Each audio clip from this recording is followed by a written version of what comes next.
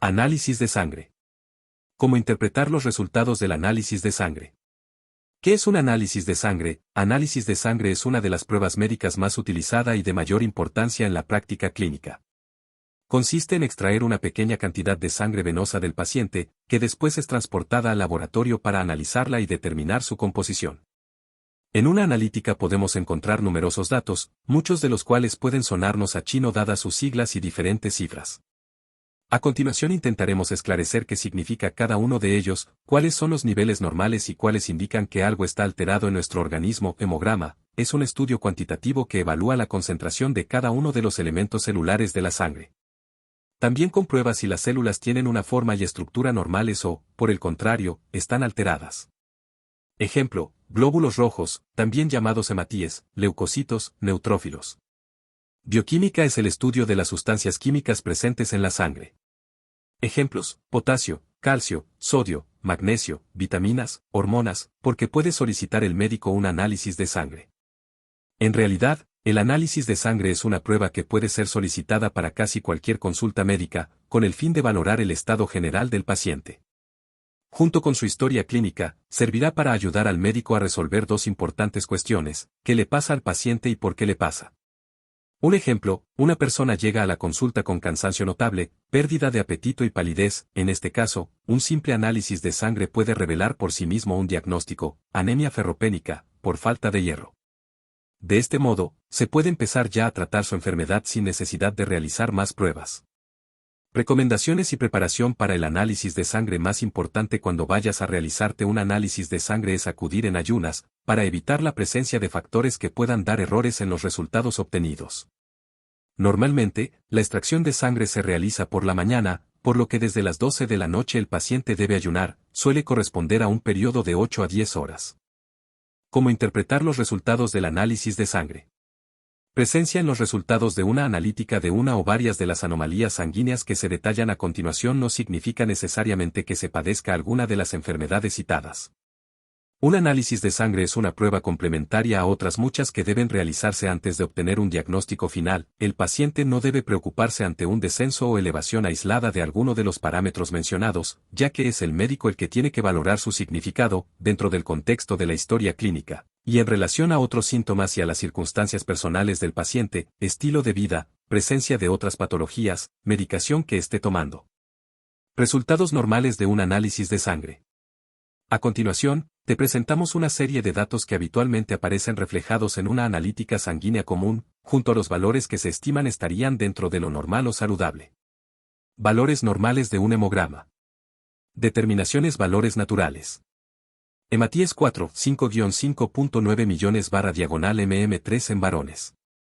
4-5.2 millones /mm3 en mujeres. Hemoglobina, HB, 13,5 a 17,5 g/diagonal-diel en hombres. 12 a 16 g/diagonal-diel en mujeres. Hematócrito, HTO, 41 a 53% en hombres.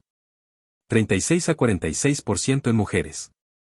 VCM, volumen corpuscular medio, 88 a 100 fl. HCM, hemoglobina corpuscular media, 27 a 33 pc. Linfocitos 1300 a 4000 /ml. Leucocitos 4500 a 11500 ml. Neutrófilos 2000 a 7500 /ml. Eosinófilos 50 a 500 /ml. Plaquetas 15000-4000000 /mm3. VSG, velocidad de sedimentación, 0 a 10 mm/h en hombres. 0 a 20 mm/h en mujeres. Valores normales de una bioquímica. Determinaciones. Valores naturales. Glucosa 70 a 110 mg/diagonal-diel. Urea 0,615 mg/diagonal-diel. Ácido úrico 2 a 7 mg/diagonal-diel. Creatinina 70 a 110 ml/diagonal-min. Colesterol. HDL. LDL 120 a 200 mg/diagonal-diel. 42 a 90 mg/diagonal-diel. 0 a 160 mg/diagonal-diel. Triglicéridos 30 a 280 mg/diagonal-diel en hombres. 30 a 220 mg/diagonal-diel en mujeres. Transaminasas. GOT. GPT. GGT. 7 a 40 unidades barra diagonal litro. 5 a 43 unidades barra diagonal litro. 12 a 55 unidades barra diagonal litro. Fosfatasa alcalina 89 a 280 unidades barra diagonal litro. Calcio 8, 5-10.5 mg barra diagonal diel. Hierro 50 a 150 mg barra diagonal diel. Potasio 3, 5-4.5 mol barra diagonal litro. Sodio 135 a 145 mol barra diagonal litro. Bilirrubina 0, 2, 1 mg barra diagonal diel. Resultados y valores de un hemograma. El hemograma o conteo sanguíneo completo, CSC, se reflejan todos los elementos o componentes de la sangre, su número, su proporción en el organismo y si sufren alteraciones. Hematíes. Más conocidos como glóbulos rojos, son las células sanguíneas más importantes, ya que se encargan de transportar el oxígeno al resto de las células del organismo. Niveles normales, 4.500.000 a 5.900.000 barra diagonal ml en varones. 4.000.000-5.200.000 barra diagonal ml en mujeres. Niveles bajos, el número de hematíes desciende de forma importante cuando hay hemorragias, por ejemplo a causa de menstruaciones abundantes, y esto hace que no llegue suficiente oxígeno a las demás células del cuerpo, que es lo que se conoce como anemia. Todas las células sanguíneas se producen en la médula ósea, por lo que los fallos del recuento celular pueden reflejar una alteración a este nivel. Niveles altos, un aumento del número de hematíes se conoce como poliglobulia. Este proceso hace que la sangre sea más espesa de lo normal, lo que facilita la formación de trombos en el interior de los vasos sanguíneos. Puede ser de causa desconocida o bien deberse a una hiperfunción excesiva de la médula ósea. El consumo de tabaco reduce la cantidad de oxígeno presente en la sangre, y esto tiene como consecuencia un incremento de la producción de glóbulos rojos, por lo que un número elevado de hematíes puede también estar relacionado con el tabaquismo. En general, ante una disminución del oxígeno en la sangre, el organismo suele responder elaborando más glóbulos rojos, por lo que las personas que viven en zonas muy elevadas pueden presentar un mayor número de hematíes sin que esto signifique que padezcan alguna enfermedad. Hemoglobina, Hb. Es una proteína formada de hierro, que se encuentra en el interior del hematíe, y que es la causante del color rojo de la sangre. Cada hematíe suele contener entre 200 y 300 moléculas de hemoglobina. Es gracias a la hemoglobina que el oxígeno y los nutrientes llegan al resto de los tejidos del cuerpo. También transporta el dióxido de carbono a los pulmones para que sea exhalado.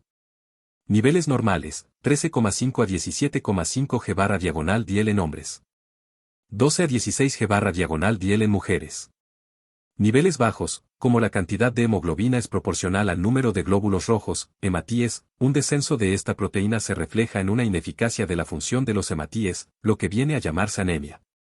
Niveles altos, la elevación de esta proteína puede contribuir a la aparición de poliglobulia, un aumento de la cantidad de hematíes que puede provocar trombos. También pueden aparecer niveles elevados en personas con cardiopatías, problemas pulmonares crónicos o gente que vive en zonas de mucha altitud. Hematócrito, HTO. Es el volumen de hematíes en sangre expresado como un porcentaje sobre el volumen sanguíneo total. Niveles normales, 41 a 53% en hombres. 36 a 46% en mujeres. Niveles bajos, debido a que, en realidad, este parámetro indica el número de hematíes, la causa principal de un descenso del hematócrito es la anemia. Otros motivos pueden ser, hemorragias, embarazo, problemas en la médula ósea, leucemia, hipertiroidismo. Niveles altos, un incremento del nivel de hematócrito puede estar producido por problemas cardíacos, falta de hidratación, enfermedades pulmonares crónicas, volumen corpuscular medio, VCM. Este índice determina el tamaño medio de los hematíes. De este modo, se pueden clasificar las anemias en macrocíticas o microcíticas, dependiendo de si el tamaño del hematíe es mayor o menor de lo habitual. Niveles normales, 88 a 100 fl, femtolitros por hematíe. Niveles altos, el VCM alto, glóbulos rojos grandes, puede tener su origen en un déficit de vitamina B12 o de ácido fólico, trastornos del hígado o consumo de alcohol, y no permanece constante a lo largo de toda la vida. En los recién nacidos es más elevado. Niveles bajos, pueden estar originados por anemias o incluso talasemias, alteración de la hemoglobina, HCM, hemoglobina corpuscular media. Este parámetro indica la cantidad media de hemoglobina que contiene cada hematíe o glóbulo rojo. Gracias a este parámetro se pueden clasificar las anemias de otra forma diferente. Las hipocrómicas son las que cursan con un bajo nivel de HCM, y las hipercrómicas las que tienen un alto nivel de HCM. Niveles normales, entre 27 y 33 picogramos. Niveles bajos, lo más común es que exista anemia por falta de hemoglobina, normalmente por déficit de hierro. Niveles altos, son raros los casos de anemias hipercrómicas. Pueden alertar de un déficit de vitamina B12 o ácido fólico. Leucocitos. Se llaman también glóbulos blancos, y desempeñan una función de defensa del organismo frente a las agresiones externas. Debido a esta función, un nivel bajo de leucocitos predispone al paciente a padecer infecciones. Existen varios tipos diferentes de leucocitos, que se explican a continuación. Linfocitos, es un tipo de leucocito que carece de gránulos. Son células muy importantes en el sistema inmune, ya que son capaces de responder ante agentes desconocidos para el organismo. Niveles normales, 1300 a 4000/ml. Niveles altos, el aumento del número de linfocitos se denomina linfocitosis. Aparece en procesos infecciosos agudos, crónicos, alergias farmacológicas y procesos linfoproliferativos como la leucemia. Niveles bajos, la disminución del número de linfocitos se llama linfopenia, y es habitual encontrarla en personas cuyo sistema inmune es defectuoso o están siguiendo un tratamiento inmunosupresor, quimioterapia. Neutrófilos, es un tipo de leucocito que contiene gránulos y que se tiñe fácilmente con colorantes neutros. Se encargan de destruir bacterias, restos celulares y partículas sólidas. Niveles normales, 2000 a 7500/ml. Niveles altos, el número elevado de neutrófilos, neutrofilia, aparece ante infecciones, procesos inflamatorios, quemaduras, hemorragias agudas, tabaquismo, y golpe de calor. Se puede asociar también a procesos en los que se produce la muerte de las células de algún tejido, como el infarto de miocardio.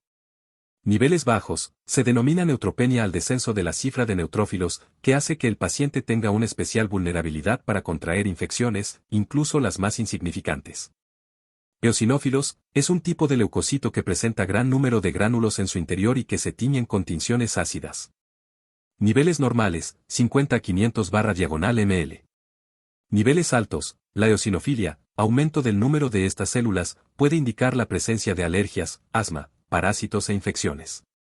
También se asocia a enfermedades intestinales como Crohn y celiaquía, y a enfermedades pulmonares, Loeffler.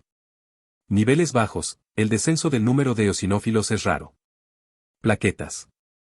Son los elementos más pequeños de la sangre, y resultan esenciales para la coagulación sanguínea, ya que se encargan de cerrar los vasos sanguíneos, haciendo que la sangre se coagule para taponar las lesiones cuando se produce una herida. Niveles normales, entre 150.000/400.000/mm3. Niveles bajos, el recuento plaquetario inferior a lo normal es lo que se conoce como trombocitopenia. Puede deberse a un acúmulo anormal de plaquetas en el vaso o a una mala función de la médula ósea. Tiene como consecuencia la mala coagulación sanguínea, lo que dará lugar a hemorragias nasales, de encías, hematomas en la piel, sangre en orina y en heces. Existe una enfermedad del sistema inmunitario, la púrpura trombocitopénica idiopática, que se caracteriza por la formación de anticuerpos que destruyen las plaquetas, al no reconocerlas el organismo como propias. Niveles altos, el número elevado de plaquetas en sangre, se denomina trombocitosis, y puede originar la formación de trombos dentro de las arterias. Puede aparecer sin causa justificada, como reacción ante una hemorragia aguda o ciertas enfermedades, o bien debido a un mal funcionamiento medular, velocidad de segmentación globular, VSG. Este parámetro mide la velocidad a la que sedimentan los glóbulos rojos de la sangre en un tiempo determinado, 1 a 2 horas. Niveles normales, entre 0 y 10 mm/hora en hombres y entre 0 y 20 mm/h en mujeres. Niveles altos, son muchos los procesos que pueden cursar con un aumento del VSG, como el mieloma, los linfomas, las leucemias, y los procesos inflamatorios crónicos como la artritis reumatoide o el lupus. Pero su elevación no indica necesariamente una patología, ya que también se eleva en algunos procesos fisiológicos como el embarazo, la menstruación o en los ancianos. Niveles bajos, la VSG raramente suele estar disminuida. Sin embargo, es dato útil en el seguimiento de pacientes, ya que si la VSG se reduce sugiere que el tratamiento impuesto está siendo eficaz. Resultados de un análisis bioquímico. Una analítica o rutina bioquímica de una muestra de sangre se analiza la concentración en el organismo de diferentes sustancias químicas. Conoce qué indica cada valor que aparece en los resultados de un análisis bioquímico, y que indica el hecho de que sus niveles sean altos, bajos o normales. Glucosa es un azúcar que se encuentra en muchos alimentos, especialmente las frutas, y que constituye una fuente fundamental de energía para el ser humano. El análisis determina la cantidad de azúcar presente en la sangre y sirve para averiguar, por ejemplo, si una persona padece diabetes o intolerancia a la glucosa, que a veces implica que el paciente está en una situación de prediabetes. Niveles normales, 70 a 110 mg/diagonal-diel. Niveles bajos, la hipoglucemia, bajo nivel de glucosa en sangre por debajo de 50 mg/diagonal-diel, provoca mareo, somnolencia, pérdida de conciencia, espasmos, ritmo cardíaco disminuido y, en casos graves, puede llegar incluso al coma. Puede deberse a un periodo de ayuno amplio, a un defecto en la formación de la insulina, como insuficiencia pancreática, tumores, ingesta de alcohol, o bien ser de causa hereditaria. Los enfermos de diabetes pueden sufrir esta condición a causa de un exceso en la medicación empleada para corregir su problema. Niveles altos, la hiperglucemia, niveles por encima de 120 a 130 mg/diagonal-diel, producirá diabetes mellitus, cuya predisposición a sufrirla suele ser hereditaria. En estos casos se produce aumento de la ingesta alimenticia, lesiones de los vasos sanguíneos y nervios periféricos. Si bien, un nivel elevado también puede indicar que existe intolerancia a la glucosa. Algunos medicamentos y ciertas enfermedades, síndrome de Cushing, pancreatitis aguda, pueden elevar los niveles de glucosa urea. Es el producto final de la degradación de las proteínas, y se elimina por la orina.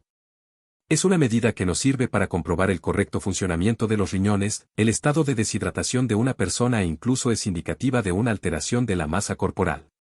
Niveles normales, 0.615 mg/diagonal-diel.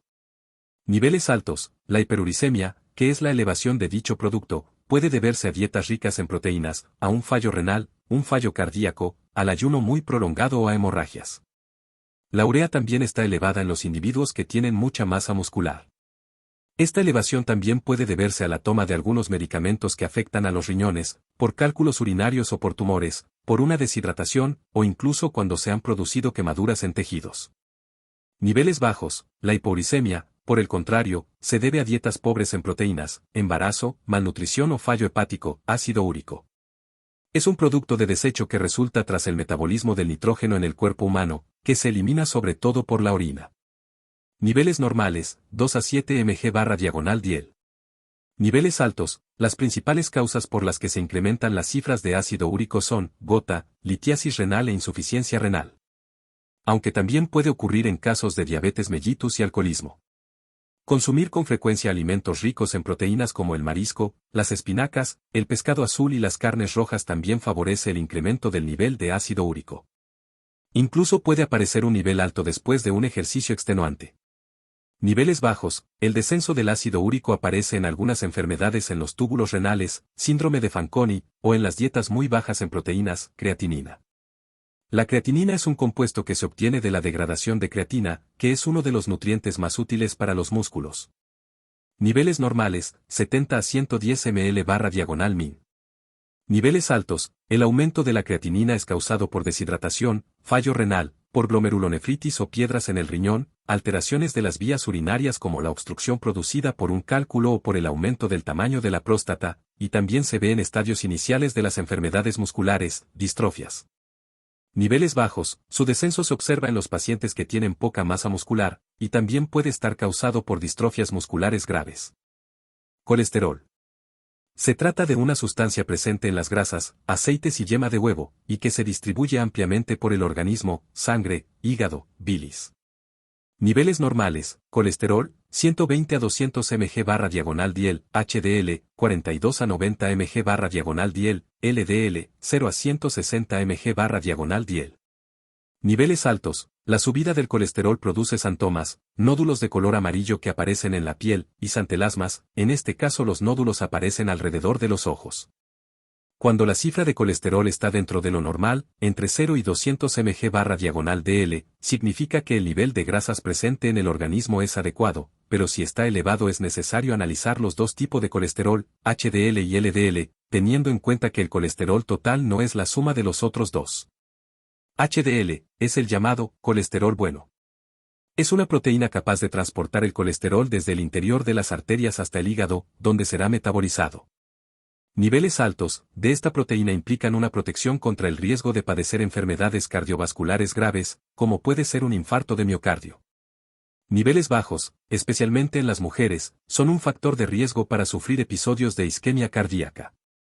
LDL, este tipo de colesterol puede acumularse en las células de la pared arterial, llegando incluso a obstruirlas.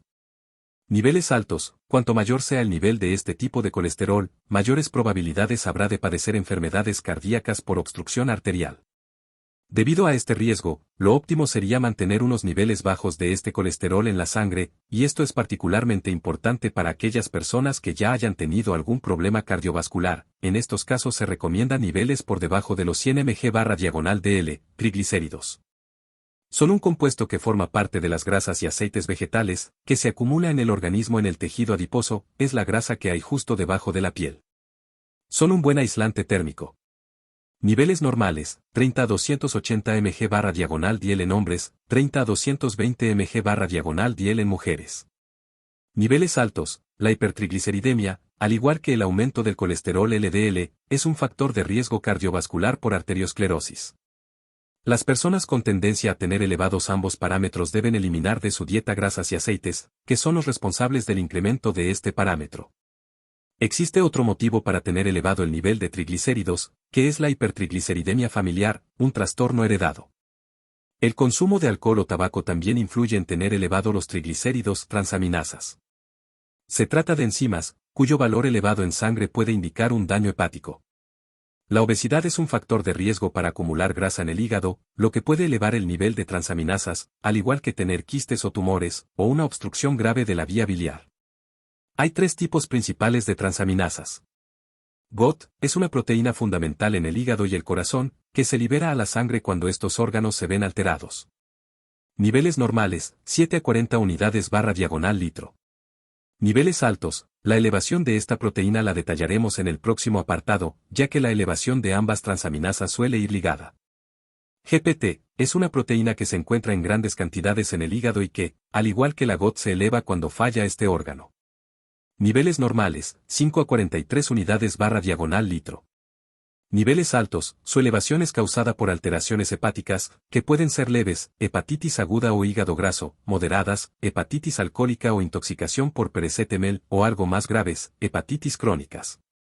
GGT, al igual que el resto de las transaminasas, es una proteína que se libera desde el hígado cuando existe una lesión.